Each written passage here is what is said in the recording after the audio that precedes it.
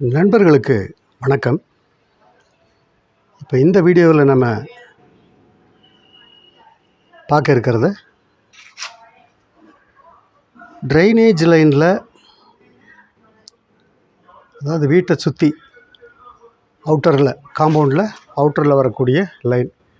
இது இப்போ இங்கே தோண்டி வச்சுருக்கிறத பார்த்து அப்படின்னுச்சுன்னா எலி வந்ததுனால அது பைப்புக்குள்ளே எல்லாமே கீழே எல்லாம் குடஞ்சி பைப்பை எல்லாம் உடச்சி ஓட்டை போட்டு உள்ளே அந்த வாஷிங் மிஷின் பாயிண்ட்லாம் உள்ளே வந்ததுனால தான் இப்போ இது தோண்டி எடுத்து இங்கேருந்து இது வரைக்கும் இது ஒரு சேம்பர். இந்த சேம்பரில் பார்க்கும்போது இங்கே தெரியுது, இந்த டோரல் போல்டுன்னு தெரியாது, washing machine line. Washing machine line வந்து அது வாஷிங் மிஷின் லைன் இப்போ இங்கேருந்து இந்த கிராஸில் இப்படியே வந்து இந்த சேம்பரில் இங்கே வந்து சேருது. இங்கே தெரியும், அந்த ஹோல்ஸ் இங்கே தெரியும், அது வாஷிங் மிஷின் லைன். உள்ளே ட்ராப் வச்சுருக்கிறேன், இதில் உள் பக்கம் ட்ராப் வச்சுருக்கிறேன். இந்த ட்ராப்பு தான் இப்போ டேமேஜ் ஆகிடுச்சு.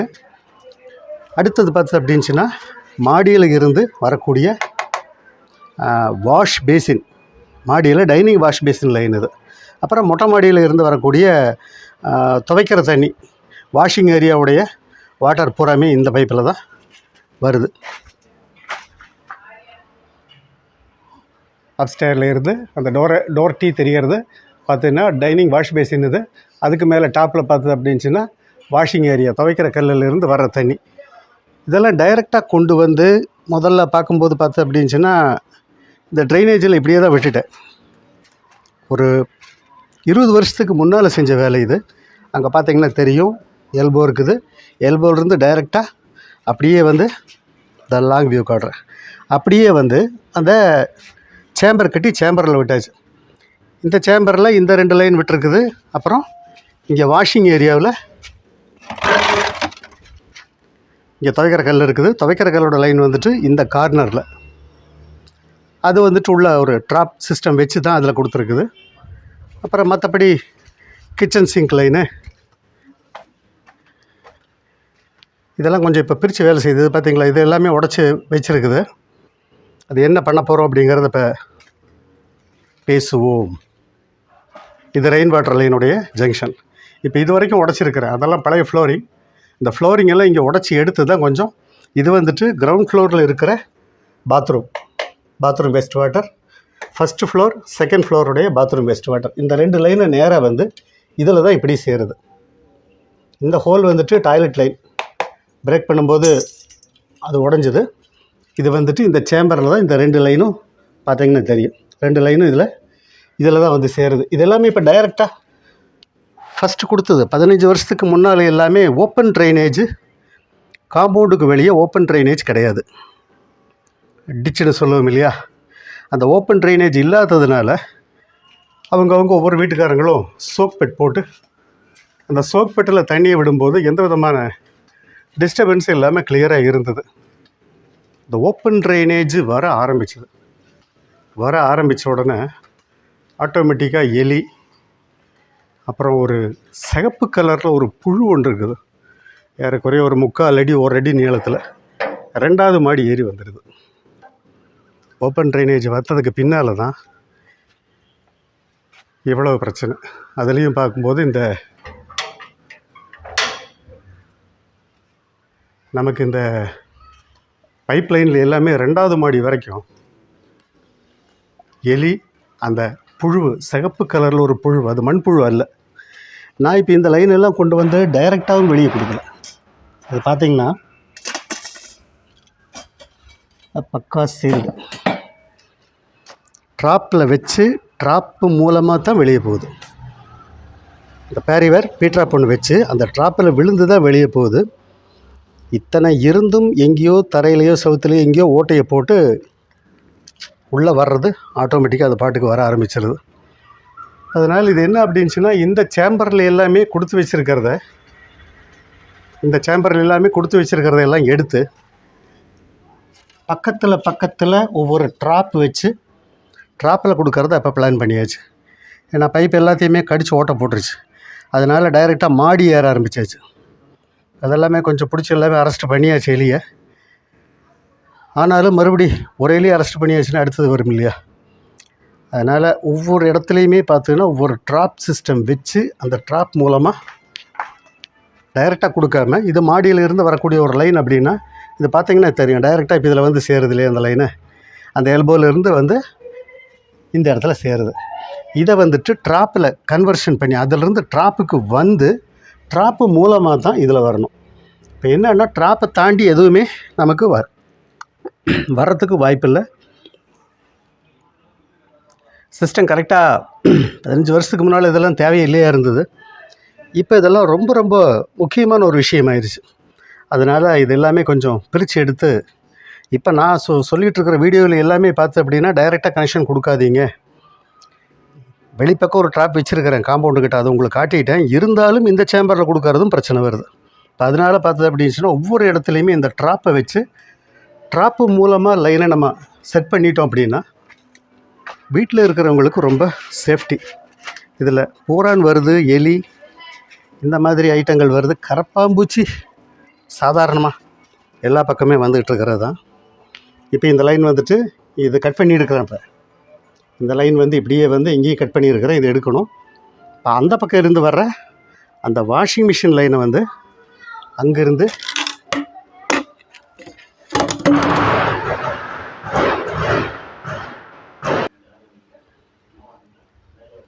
அதை கட் பண்ணி எடுத்து டைரெக்டாக இல்லாமல் அங்கேருந்து எல்போ மூலமாக வந்து இந்த ட்ராப்புக்கு வந்து சேரும். ட்ராப்பில் இருந்து சேம்பருக்கு வந்துடும். இப்போ இந்த மாதிரி இப்போ இந்த சிஸ்டத்தை மாற்றுது. அதிகபட்சம் இதே மாதிரி எல்லா பக்கமே பண்ணிடுறது நல்லது. இப்போ நான் அந்த வீடியோ அதுக்காக தான் போட்டிருக்கிறேன். டைரெக்டாக சேம்பரில் கொடுக்காம ட்ராப் மூலமாக அப்போ வந்துட்டு மாடியில் இருந்து வரக்கூடிய லைனை இப்போ கட் பண்ணியிருக்கிறேன். இப்போ அதையும் பார்த்துன்னா எல்போ போட்டு இந்த ட்ராப்பில் கொண்டு வந்து சேர்த்திட்டு அது எப்படி வருதுங்கிறத இப்போ கொஞ்சம் நேரத்தில் வீடியோவில் இந்த மறுபடியும் நம்ம பார்க்கலாம். இப்போ லைன் மாற்றிட்டேன்.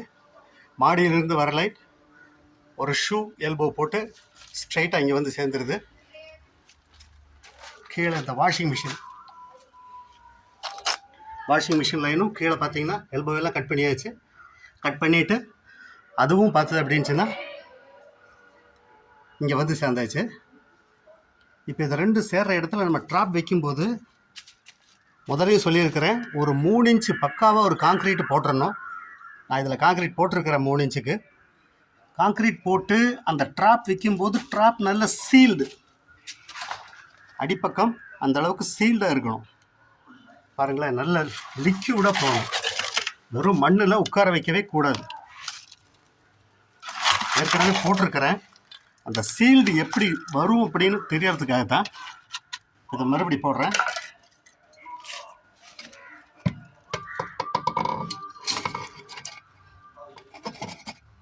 ட்ராப்பை எடுத்து இப்படி வச்சு நம்ம சீல் பண்ணும்போது நல்லா இப்படி தட்டி அடிப்பக்கம் பார்த்தீங்கன்னா அந்த மோல்டு வரணும். இந்த ட்ராப்பில் இப்போ மோல்டு வந்திருக்கும் பாருங்களேன், கீழே அந்த சீல் அச்சு தெரியுது பார்த்தீங்களா, அப்படி வரணும். அப்படி வந்தால் தான் நாளைக்கு எதுவும் புரோக்கன் ஆகாமல் நமக்கு இந்த ட்ராப் வந்துட்டு சமாளிச்சுக்கும். கவரிங் பைப் வச்சு நீ காங்க்ரீட்டை போட்டுட்டு பார்க்கலாம். பார்த்தீங்கன்னாவே தெரியும், ட்ராப்பில் ஒரு கவரிங் பைப் வச்சுருக்கிறேன். மோல்டு பண்ணி எடுத்துடலாம். இது வந்துட்டு 1/2 அடி தான் வருது. ரொம்ப ஆழமாக போனால் சரி ரைட்டு. அதனால் இதை மோல்டு பண்ணி எடுத்துகிற போகிறேன். இப்போ 2 பக்கமும் இந்த பைப்பை ஒட்டி வந்துடுச்சு, இந்த பைப்பையும் ஒட்டி வந்துருச்சு. பார்த்தீங்கன்னா தெரியும். இப்படி பண்ணிவிட்டு சுற்றியும் பாக்ஸ் மாதிரி காங்க்ரீட் போட்டுறணும். கம்ப்ளீட் காங்க்ரீட்டில் கவர் ஆகணும்.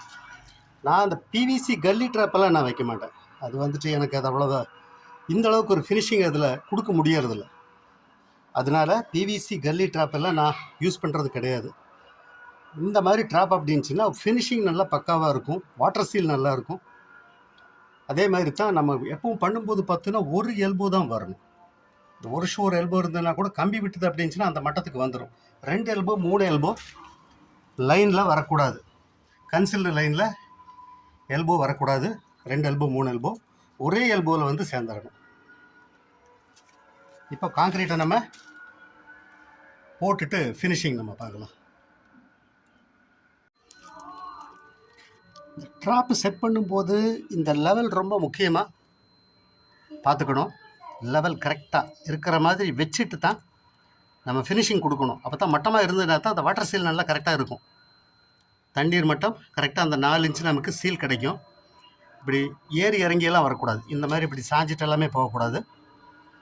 கரெக்டாக இருக்கணும். வாட்டர் லெவல் அப்படின்னுச்சுன்னா வாட்டர் சீல் அப்படின்னு இது லெவல் டியூபுக்கு பார்த்தீங்கன்னா மட்டமாக இருக்கணும். இப்படி மட்டமாக இருக்கணும். இந்த பக்கம் வச்சு பார்த்தாலும் மட்டமாக இருக்கணும். அப்படி மட்டம் இல்லை அப்படின்னா நம்ம அதுக்கு தகுந்த மாதிரி உடனடியாக பைப்பை மேலேயோ கீழேயோ பண்ணி மட்டம் பண்ணி லெவல் பண்ணிக்கணும். அப்படி பண்ணாமல் காங்க்ரீட்டு போடக்கூடாது.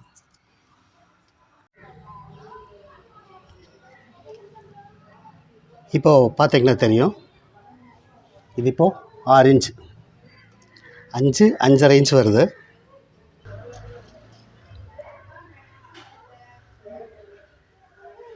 எவ்வளோ வருது? 6 இன்ச்சு 5.25 6 இன்ச்சு வருது கணக்கு வச்சுக்கலாம். அப்போ இதுக்கு தகுந்த மாதிரி நம்ம அடுத்த ரவுண்டுக்கு வர்ற மாதிரி ரவுண்டு கிரேட்டிங்கோ ஸ்கொயர் கிரேட்டிங்கோ வாங்கி இதில் நம்ம வச்சு ஃபிக்ஸ் பண்ணிக்கலாம். ஃப்ளோரிங் லெவலில் இருந்து இப்போ நான் டவுன் பண்ணி வச்சுருக்கிறேன். பின் அடிச்சிட்டேன்.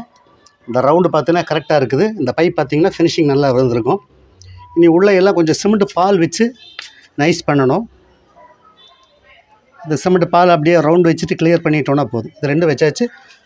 ஏற்கனவே இந்த ஜாயிண்ட் ட்ராப்போட ஜாயிண்டில் தண்ணி ஊற்றி லீக்கேஜ் எல்லாமே செக் பண்ணி பார்த்துட்டு தான் நான் வச்சுருக்கிறேன். அதனால் இம்மீடியட்டாக இதை யூஸ் பண்ணலாம். இதில் முதல்ல காய வச்சுட்டேன். ட்ராப்பில் பைப்பை வச்சு ஃபஸ்ட்டே காய வச்சாச்சு. அதனால் அதெல்லாம் முடிஞ்சது. இப்போ அவங்க ஏன்னா இது குடியிருக்கிற வீடானதுனால இம்மீடியட்டாக செஞ்சாகணும். அதனால் இப்போ இந்த மாதிரி பண்ணிட்டோம் அப்படின்ச்சுன்னா போதும். இது பார்த்தீங்களா பைப்பை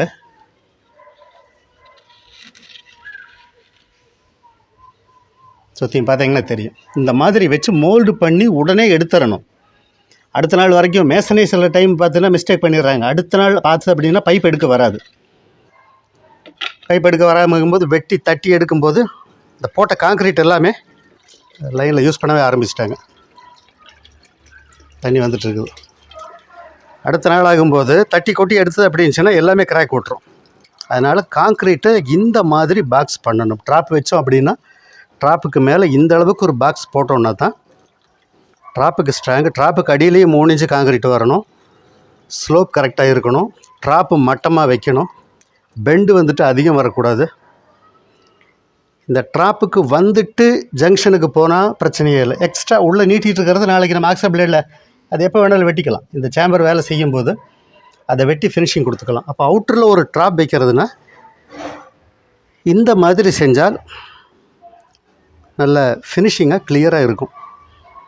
அதனால் மேக்ஸிமம் அவுட்டரில் டைரக்ட் கனெக்ஷன் கொடுக்காதீங்க.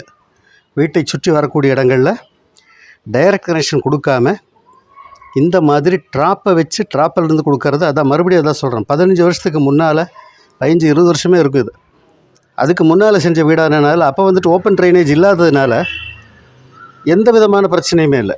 ட்ராப் வைக்கணும்னு அவசியமே கிடையாது. இப்போ பார்த்து அப்படின்னுச்சுன்னா கம்பல்சரி வச்சே ஆக வேண்டியதாக இருக்குது. இந்த 8 இன்ச்சு 9 இன்ச்சு இருக்கிற அந்த சிகப்பு கலர் புழு பார்த்து அப்படின்னா அடித்தாலும் சாகிறதில்ல, ஃபயர் பண்ணால் தான் சாகுது. அந்த அளவுக்கு பார்த்தா 2 மாடி ஏறி வருது. இதெல்லாமே ஒரு ட்ராப் இருந்தது அப்படின்னா ஆட்டோமேட்டிக்காக இதெல்லாமே அரெஸ்ட் ஆகிரும். வேறு எதுவுமே உள்ளே வராது. இந்த எலி தொந்தரவு அது இதுன்னு எதுவுமே வராது. சேஃப்டியாக வீட்டுக்குள்ளே இருக்கலாம் இல்லையா? அதனால் ப்ரொசீஜர் இது தான். செய்யும்போது இந்த மாதிரி பண்ணிட்டா நல்லது. ஹவுஸ் ஓனர் பார்த்தாலும் ஒர்க்கர்கிட்ட இதை காட்டுங்க. இந்த மாதிரி வரணும் அப்படிங்கிறத காட்டுங்க. இது ஸ்கொயர் பண்ண ரவுண்ட் பண்ணுறது ஈஸி. ஒரு பாக்ஸ் பண்ணுறது ஈஸி. ஸ்கொயர் பண்ணுறது தான் வேலை அதிகம். ரவுண்ட் பண்ணுறது தான் வால் திக்னஸுக்கு ஸ்ட்ரென்த் அதிகம். அப்படி பண்ணும்போது டக்குன்னு வேலையை முடிஞ்சிடும். வால் திக்னஸுக்கு ஸ்ட்ரென்த் அதிகம். ஸ்கொயராக பண்ணும்போது பார்த்தீங்கன்னா பெரிய வேலையாக பண்ணிகிட்ருக்கணும். அதனால் அவ்வளோதான். இதில் இனி வேறு சொல்கிற மாதிரி ஒன்றும் இல்லை. வேறு ஏதாவது சொல்ல மறந்துட்டாலும் இது எப்படி ரைட் அவ்வளோதான். இதெல்லாம் பேக்கிங் நாளைக்கு பண்ணுறது. Okay right. நல்லது நண்பர்களே. அடுத்த வீடியோவில் சந்திப்போம். நன்றி, வணக்கம்.